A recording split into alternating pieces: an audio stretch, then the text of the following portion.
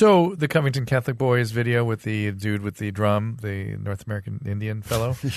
but hold on. Yeah. But I want to put it in the context. I want to hear your thoughts. But the context of the fact that the press had just the day before misreported that whole Cohen thing, and we're not yet even apologizing for that and their narrative that they were pushing before they jumped on this one with its narrative. It's weird to me. It's not weird. I shouldn't be surprised, but go ahead. Well, you and I have the same thoughts, which is, comically last week, a woman of color was interviewing a man of color on a radio show and accused him of white privilege. Yeah. And he was black, and it turned out to be sort of a funny kerfuffle. Mm-hmm. But I marvel at the ease that adults who really obviously know nothing of somebody's background, because all you would know about him is that he was white, and you didn't get that part right. So there's really nothing. I mean, who knows what his parents have seen or gone through, or who's dead, or who gave all in Vietnam, or anything. Who knows? This guy could be a double amputee. I suppose you would know that, but on the other hand, you didn't know what you thought he was white. I marvel at the ease that people trot that stuff out. Right. I would call someone a douchebag, but I would never get into their heritage or ethnicity, or what advantages or disadvantages, or where that puts them, or what their parents did and what they do. It's sort of crazy that we're doing so much of that. Look, it is very apparent and unfortunate that there is a bias, and the bias is a natural thing. Sure. Bias is, that's the way our brains work. It's unavoidable. Yes. There is, if you turn on the TV, and when you turn it on, it's two guys fighting, you immediately are trying, it's a black guy and a white guy, and you go, well, I guess I have more in common with the white guy. And then it turns out the black guy's from Valley Village. You're like, oh, it's a local boy. You know what I mean? Now all of a sudden we're leaning toward the black guy. And then the white guy finds out that his last name is your dad's first name, Stewart. Oh, that's my dad's name. Now maybe I'm back with him. Like, it's a kind of that is how our brains work. Yeah, it's a little bit of a wrestling match to see, like, who do you identify with more. But for most Americans, skin color is down the list. Yeah, it's down the list. It's not a very practical way to go through life, to go like, okay, that guy's white, so he's not going to try to screw me over there, but that guy's black, or that guy's Asian. Like, it's a weird way to go through life. And the notion of when people go scared if people look different than them, I'm always like, no, people aren't that way. They're not. And by the way, are they scared, or they want to kill them or oppress them or separate their kids? Like, I don't know what the scared usually just means. I don't want anything. I'm scared of that guy. I'm going to the other side of the park. Like, scared, fearful, hostile. Like, it's not hostile and fearful. Well, you're scared, and so you lash out. By the way, last time I checked, like, I'm scared of Kodiak bears. I don't lash out. I get the fuck out. But this notion, anyway, all this now, it's all in this sort of self-gratifying, aggrandizing correction. It's a correction. I got to correct everyone else, and I'll correct it out loud, and then you'll know by me correcting it out loud. So if we're all sitting at a table and you pick up the dinner fork, and you should be picking up your salad fork, if I just yell across the table, hey, use your salad fork, my dear, you're using your dinner fork, well, then everyone at the table knows I know. And they know you don't know. And you not knowing means I know. So I thus get to be the smartest person at the table, at least temporarily, for now. Because I just told you you're using the wrong fork. So this is a instinct that needs to be tamped down. How? When you see somebody pick up the wrong fork, your instinct may be like, I'm a fucking fork expert, and I read Heloise's book, and I want to shout across the table. But then I think you have to think, how would it make that person feel? Right. Then you have to think, they're across from me. Maybe I've inverted this. Maybe it's their right, my left. Like I might not be right about this fork thing. Like I should pause. Because if I yell out, "You got the wrong fork, bucko," you better be right. I better be right about the fork. And then also, what if the table looks at the guy at the end of the table and goes, "He doesn't belong here. Get him out of here. You know, he shouldn't be eating dinner with us." Like there's repercussions. He could be injured or thrown out of our dinner party. So how do you tamp it down? How do you get people? You can tamp it down on yourself, but how do you get other people to do it?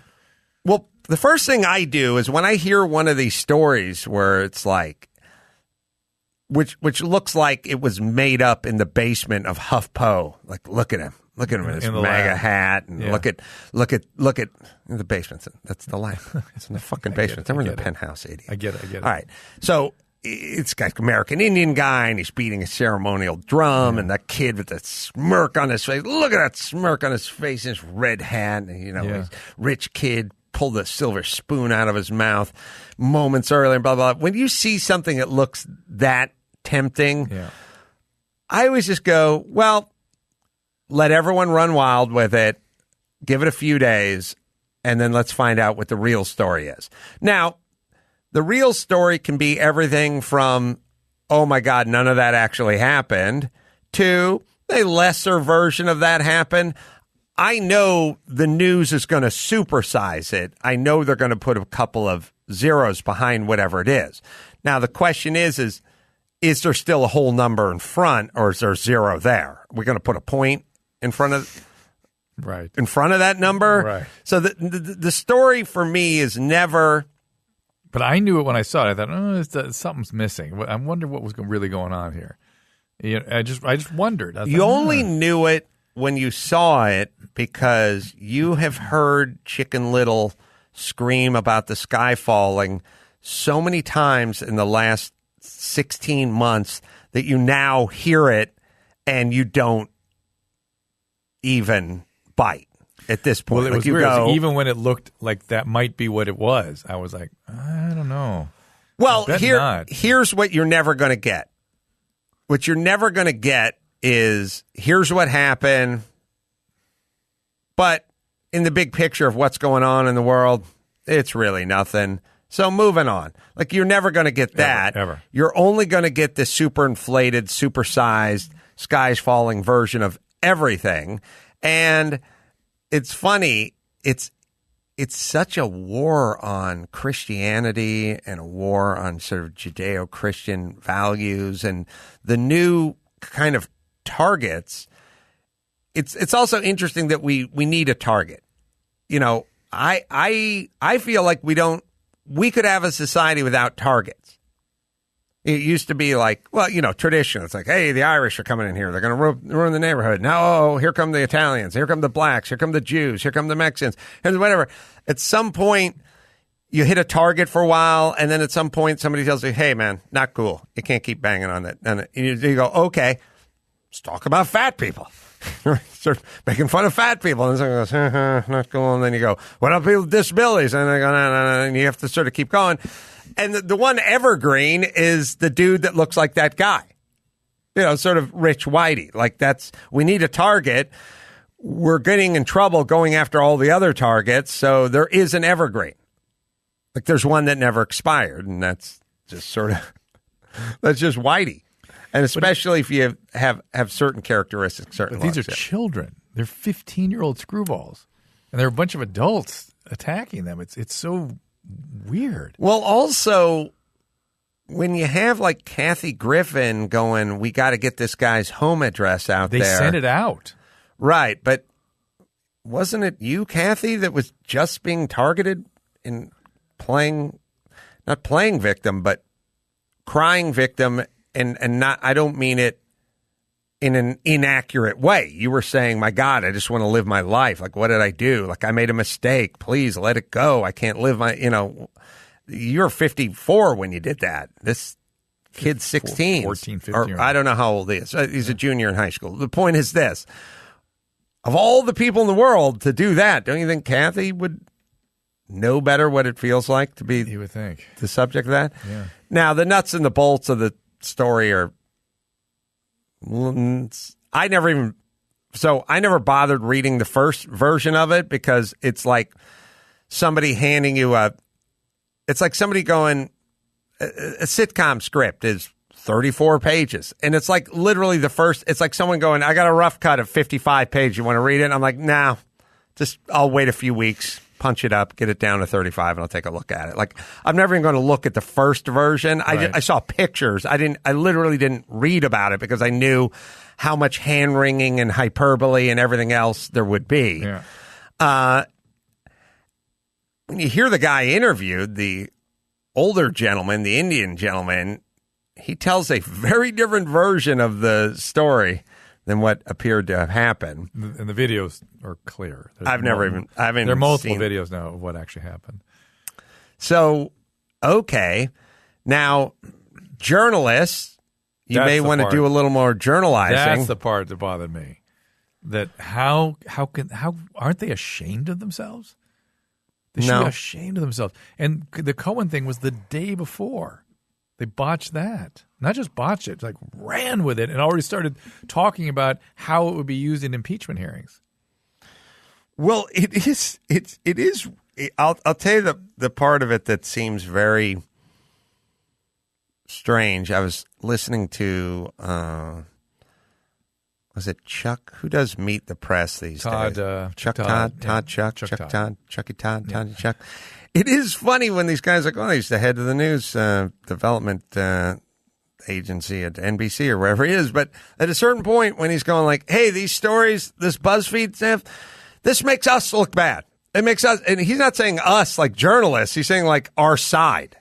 He's like literally like saying our side. Oh my God. I thought he meant journalists. I'm telling you, if you listen to that clip, it's kind of like he's being like us. Wow. Democrats versus them. Like I mean, I think it's just on now, right? But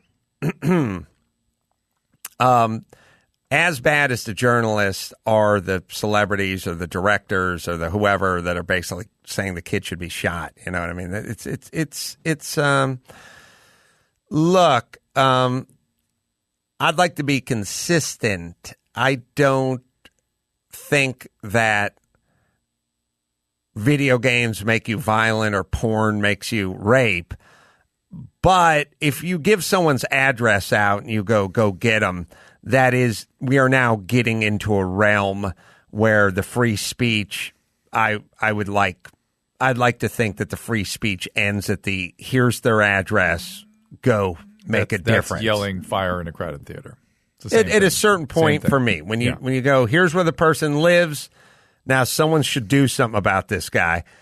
That is getting past the, hell no, we won't go, or my favorite, I'm here, I'm queer. Get used to it. Those are just chants. I've been trying. All right.